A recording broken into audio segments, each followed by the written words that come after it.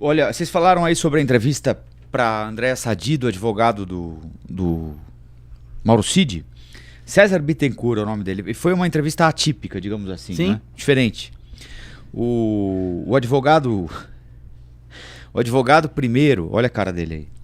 Primeiro ele diz que o... Parece o Didi Mocó. Lembra mesmo. Pedro de Lara, tá mais pro Pedro de Lara. Também, é uma mistura, é um crossover. E ele agiu como um trapalhão durante a entrevista.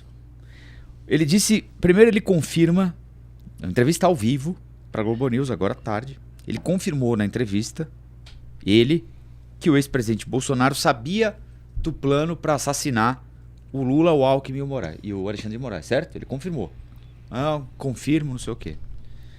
9 minutos depois, ele recua e diz que não falou exatamente o que ele falou, não é? Aí a Andréa Sadi pergunta a ele: Cid confirmou que Bolsonaro sabia desse plano de golpe de Estado? E o que Cid diz sobre o plano de execução de Lula, Alckmin e Moraes? Ele confirma que Bolsonaro sabia? Confirma que sabia, sim. Na verdade, o presidente de então sabia tudo, comandava essa organização. Segundo o advogado de defesa, Cid participou como assessor, verificou os fatos, indicou esses fatos ao chefe, Bolsonaro, que teria toda a liderança. A entrevista era remota. A conexão caiu. 9 minutos depois, ela foi restabelecida. Então, a gente fica com essa primeira resposta. Ele confirma que o Bolsonaro sabia sim. Na verdade, o presidente de então sabia tudo. Comandava essa organização. Caiu a conexão. Puf. Volta a entrevista 9 minutos depois. Ao ser perguntado novamente, o advogado recua e disse que não teria falado em plano de morte. Andréa Sadi pergunta: sobre a reunião de 12 de novembro de 2022, aquela reunião que, segundo informações da polícia, teria acontecido na casa do Braga Neto, e ali foi apresentado um plano, que é esse plano de golpe e de execução. O Cid deu mais detalhes sobre isso? Ele respondeu: Cid deu alguns detalhes. Agora, uma coisa importante que eu tenho que retificar, que saiu uma coisa errada aí. Eu não disse que o Bolsonaro sabia de tudo, até porque o tudo é muita coisa. Essa palavra, essa frase é... O tudo Didi é muita Mocó coisa. assinaria essa, hein? Tudo é muita coisa. coisa. Alguma coisa, evidentemente ele tinha conhecimento. Mas o que é o plano? Fica a pergunta.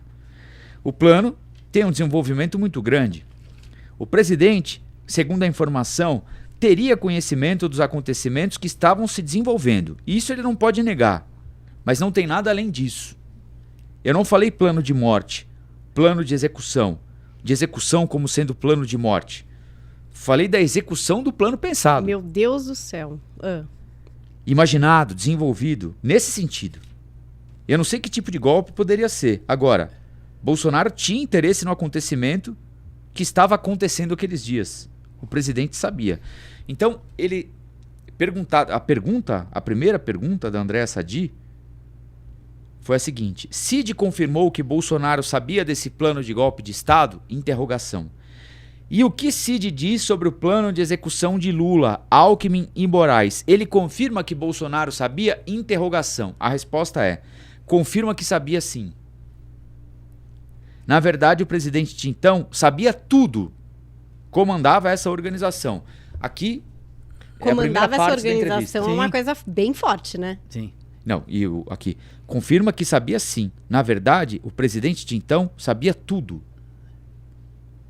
Comandava essa organização. Aí cai a linha. Cai o sinal da internet. 9 minutos depois ele volta.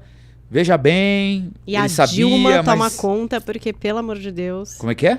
Meio Dilmês, né? Ele entrou num Dilmês louco aí Ah, pra sim. dizer, sabe, mas não sabe tudo, mas sabe alguma coisa O que tá é em o plano? andamento. O que é plano? O Você que é a entendeu? execução do plano? Exatamente. Executar é executar, matar alguém ou é executar o plano? Pôr em prática o foi plano? isso que ele foi, a jogada que ele usou. Foi É. essa. Quando ele falou que o executar que ele pensou era o executar o plano e não executar matar. Foi exatamente essa saída que ele. Depois que a linha foi caída, alguém deve ter falado pra ele: olha, não, papá, vamos, né? Porque. Dá seus pulos aí. aí. Você né? mostrou aí, ele falou com todas as letras que o Bolsonaro sabia, né, de tudo. Né? E Mas esse bastidor deve ser interessante. Como que cai essa linha e o que acontece nesses 9 minutos? Com quem é esse papo para de repente... Peraí, volta, vamos retificar aqui uma coisa. É porque o Cid agora, ele percebeu que ele ficou sozinho, né? Desde aquela hora lá das joias, do relógio, né? Que ele falou que ele vendeu o relógio e entregou o dinheiro pro Bolsonaro. Aí o Bolsonaro falou que não recebeu dinheiro nenhum. E agora? Cadê esse dinheiro? Esse dinheiro até até hoje... hoje... que ele tá sozinho? Eu tenho dúvida, Galvão. Porque, por exemplo, esse plano de assassinato, ele só foi descoberto pelo HD do general Mário Dias. Sim, Fernandes, né? Mário Fernandes ou Mário Dias, agora enfim. eu tô em dúvida. Mário, general Mário, né? Ele só é descoberto pelo HD do computador do general Mário. Aí, no HD do computador do general, encontram mensagens trocadas com o Mauro Cid. E aí vão aos equipamentos do Mauro Cid e conseguem recuperar essas mensagens que o Mauro Cid tinha apagado. E aí chamam o Mauro Cid e falam assim, bonitão, como é que você não me conta isso aqui? Vocês queriam assassinar o Lula, o Alckmin e o Alexandre de Moraes? Isso aqui não dá pra esquecer, né? Você não esquece do negócio desse. Claro, claro. Então, e aí, enfim, ele conseguiu convencer o Alexandre de Moraes. De alguma maneira, né? Não sei o que ele disse, o que ele ofereceu. Que a delação dele valeu, né? Que a Polícia Federal e o Supremo o Ministério Público podem continuar confiando nele. Sim. Como ele conseguiu isso? Olha, ele deu um nó em pingo d'água, como costumam dizer, né? Porque depois de uma mentira dessa, ou de uma omissão dessa, conseguir fazer prevalecer o acordo que ele tinha. Então eu não sei se ele entendeu ainda o buraco em que ele se meteu, né? Porque ele está tentando omitir fatos ou proteger alguém. Ele está tentando utilizar, acho que a prerrogativa do cargo dele como ajudante de ordens, né? Porque o ajudante de ordens, como o próprio nome do cargo diz, ele ajuda nas ordens do superior, ele não tem iniciativa, né? Ele não decide fazer isso ou aquilo, ele faz, né, dentro das atribuições dele aquilo que no caso o presidente da República ou, né, normalmente quem tem ajudante de ordens também são os generais, né, que comandam as brigadas, as divisões. Tem lá o ajudante de ordens, que é o cordinha lá, que carrega a mala e está colado naquela autoridade o dia inteiro. Então ele deve estar usando essa prerrogativa. Olha, eu fiz tudo que me foi mandado e como eu sou ajudante de ordens, né, eu sou obrigado a fazer. Só que aí você entra em outras questões que ordem que é absurda, você não precisa cumprir. Isso está no regulamento do Exército, né? Então, isso aí não vai colar. Com certeza não vai colar, né?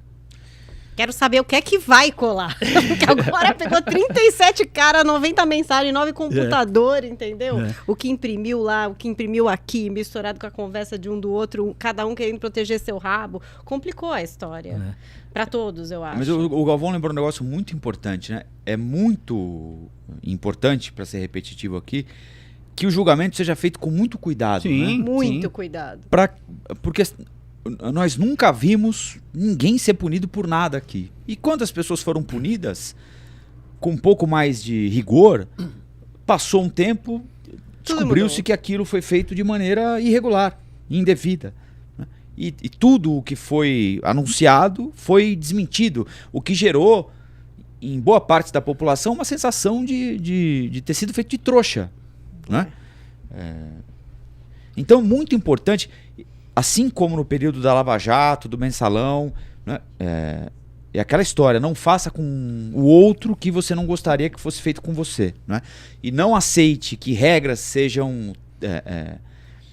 Mudada só porque você não gosta do amiguinho. Exatamente, né? Porque amanhã é a história do pau que bate em Chico, bate em Francisco. Né? Hoje você diz o seguinte: não, mas tem que pegar mesmo, não tem problema. Né? Como aconteceu, por exemplo, no episódio da condução coercitiva do Lula, como aconteceu, por exemplo, no caso da ordem judicial de busca e apreensão na casa do ex-presidente na época. Né?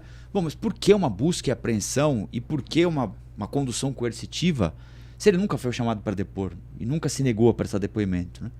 Aí leva para o aeroporto de Congonhas, com um avião da Polícia Federal parado no saguão de autoridades, prestar depoimento dentro de um carnaval. Né? Assim, poxa, peraí. Espetacularização. Muita né? calma nessa hora, né? Tem que evitar. No final, foi para cadeia, 580 dias. Hoje ele é presidente da República.